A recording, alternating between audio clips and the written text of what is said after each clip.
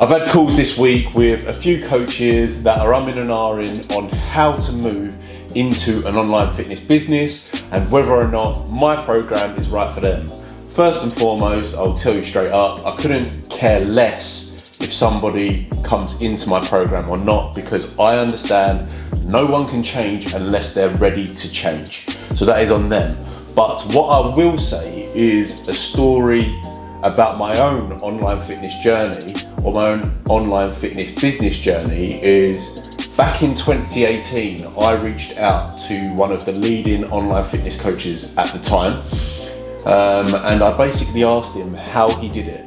And he gave me advice. He said, you need to target a certain amount of your audience with the content that you want to target them with, ultimately my niche, and keep pumping every single bit of content at them. He was like, don't worry about likes, don't worry about how many followers you got, don't worry about that you're shit at content, just start now, because over time you'll get better at it, and then in years to come you'll look back and be like, I'm so glad that I started when I did. Did I take that advice? Absolutely not. Of course I fucking didn't. What I did do was put it off for 2 years, and I think anytime I get something in my head, you're probably very similar if you're in the same sort of industry and mindset as me.